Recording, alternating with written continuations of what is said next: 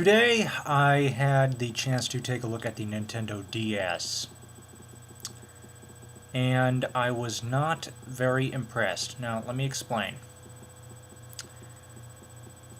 Due to my vision, I have to take into account special considerations when considering the purchase of a portable system like this.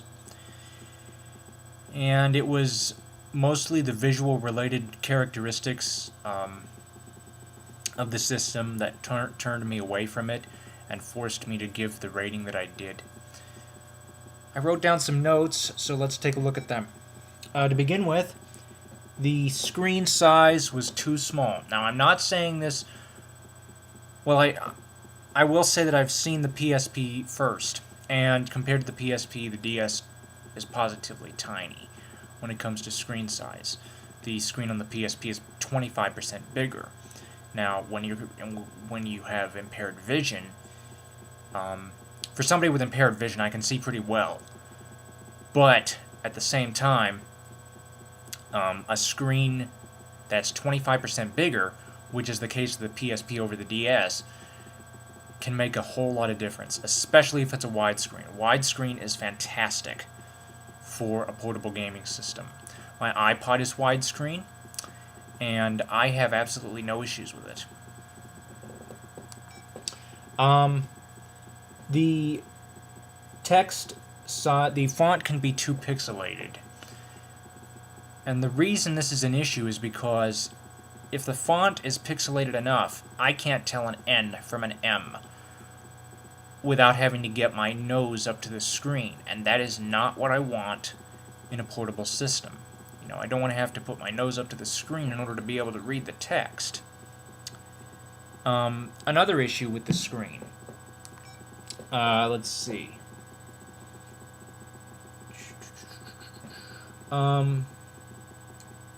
Yes, some of the characters are too small, I said that. 100% touch control games can be an issue. I downloaded Wacky Racers onto the demo unit because, you know, it had access to the Nintendo Wi-Fi network and the ability to download those games. So I decided to try out Wacky Races. Big mistake. The game is 100% touch control, and because of this, moving my stylus around the screen was a bit of an issue because I couldn't keep my car on the track. I believe... Let's see, I was either Dick Dastardly or the Slag Brothers. See, this is what I'm talking about. I couldn't even tell what character I was because it blended in too much to the scenery, and it was small enough to where it didn't really stand out.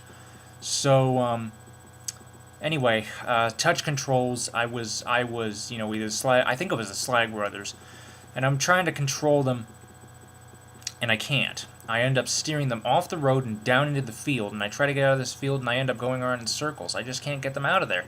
Because again, I'm moving the pen around to be able to try to get them out of there, and they're stuck.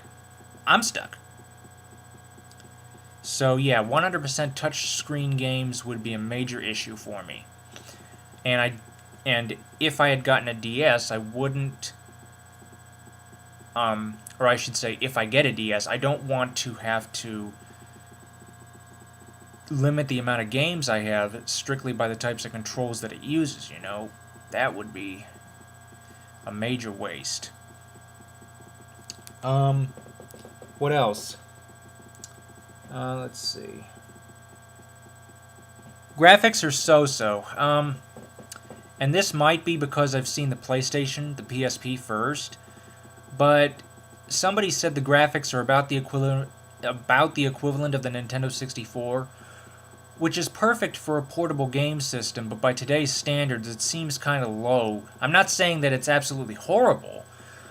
I'm just saying they're so-so. Not good, not bad, sort of in between. Let's see, what else? The buttons. The buttons have good tactile feedback. However, I was not very impressed with the touchpad. There was no center hole, so I had a little bit of an issue as to, you know, keeping my thumb on there for an extended amount of time. I felt like my thumb was going to fall off. I felt the touchpad was too slippery. I also felt that the buttons were a little bit too close to each other, so if I had to end up playing a game that had issues the use of the B and the Y buttons, much like the Super Nintendo did, that I would accidentally push A and X, and end up with an undesired function. So yeah, the buttons had good tactile feedback, but I felt that the touchpad was a little bit too slippery.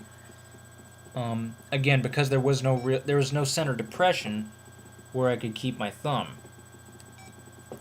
Now this one is definitely coming from the fact that I saw the PSP first. The lack of the analog stick seems weird because, again, both the systems have 3D. And yes, I know that they use the touch screen to replace the analog stick. It's not the same. I can tell you that, controlling the Wacky Racer, I had a real hard time with it because of the fact that the pen obstructed my view. So, again, this is because of the special considerations I have to take into account because of my vision. I was, overall,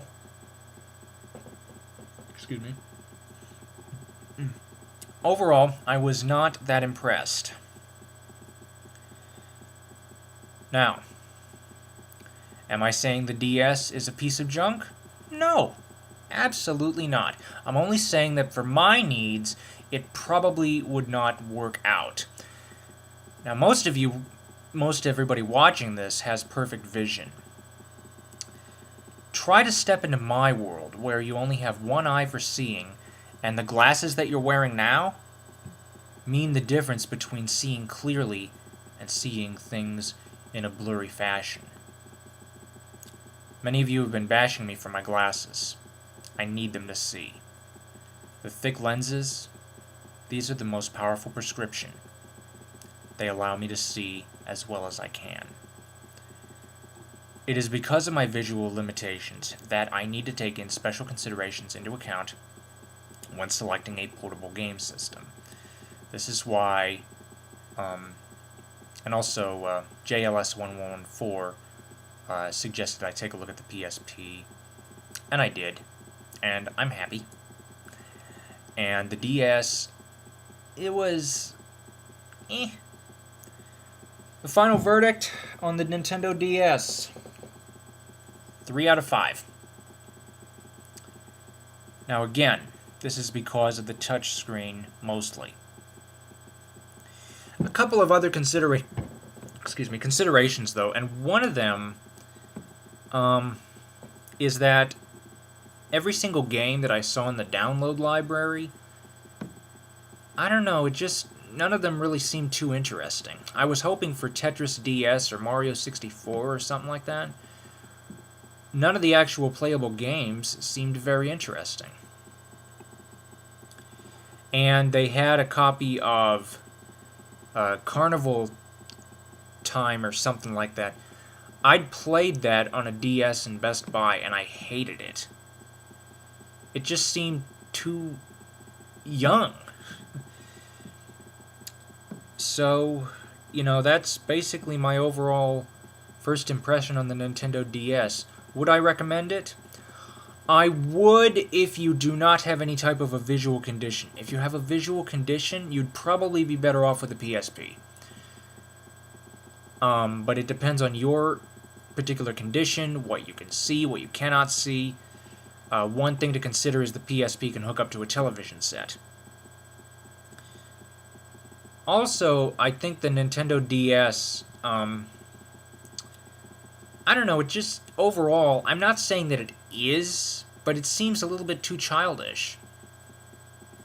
I know a